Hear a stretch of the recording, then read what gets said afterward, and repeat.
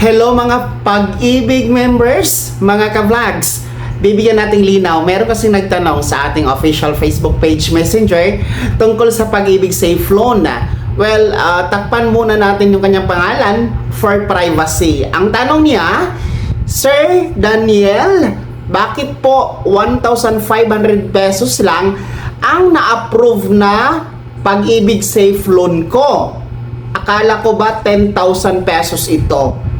Well, ayan po ang katanungan, no? So, ito ay regarding sa safe loan.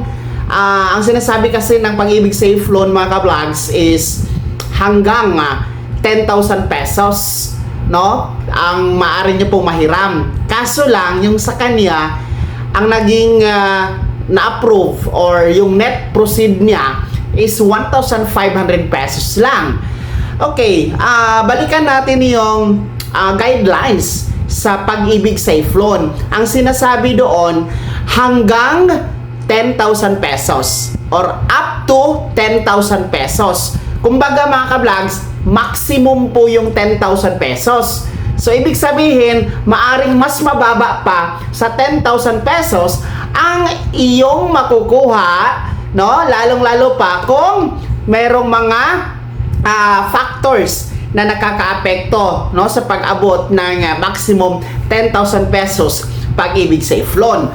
Well, ganito po yan, no? Para po maka-avail tayo sa 10,000 pesos Pag-ibig Safe Loan, dapat po ay meron po tayong naipon o contribution kay Pag-ibig ng at least 90%, no? Or yung ating tinatawag na TAV or total accumulated value, mga ka-vlogs. Kasi nakadepende ito sa ating TAV, no, kay Pag-ibig. So ibig sabihin, nakadepende po sa iyong sa iyong ipon o contribution kay Pag-ibig. So at least 90%. Kung naubos mo na yung 90% na ipon mo kay Pag-ibig, natural, mababa. Meron nga tayong nakita, no, na yung kaniyang approval amount sa Pag-ibig Safe Loan, 200 pesos lang. Buti nga sa'yo, 1,500 pesos. No? Meron akong nabasang ganoon, 200 lang. Well, ang mga dahilan yan, una, baka naman kasi binawas. No? Baka meron kang MPL or multi-purpose loan, no, kay Pag-ibig. No? Kasi ibabawas yan. And then pangalawa, baka may housing loan ka, no? Pangatlo, baka may calamity loan ka na na-avail kay Pag-ibig na hindi pa bayad o hindi pa tapos ang pagbabayad.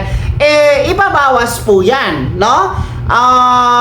Yun yung mga factors na mangyayari, no? Kaya nga po, marami ang mga hindi talaga umabot sa hanggang 10,000 pesos na Pag-ibig Safe Loan, mga ka-vlogs. So, yung sa'yo, 1,500 pesos, well, yun talaga yung na-generate, no? Kasi online generated ang avail ng Pag-ibig Safe Loan. Online generated po yan, okay?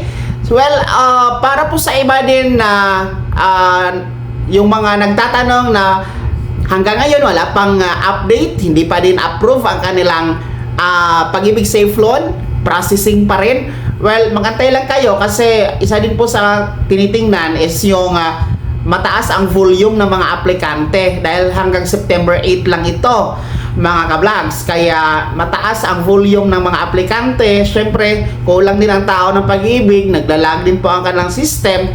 So, unti-unti lang yan, no? Antayin nyo lang ang processing and approval sa inyong Pag-ibig Safe Loan. So, para po sa mga Pag-ibig members na nakakuha ng mas mababa sa 10,000, gaya nitong nagtanong, 1,500 lang or mas lower pa, no? Yun yung mga factors na tinitingnan po. Bakit ganoon yung mga natatanggap nyo? Kaya dapat intindihin nyo ang guidelines sa Pag-ibig Safe Loan para po hindi na kayo magtaka, no?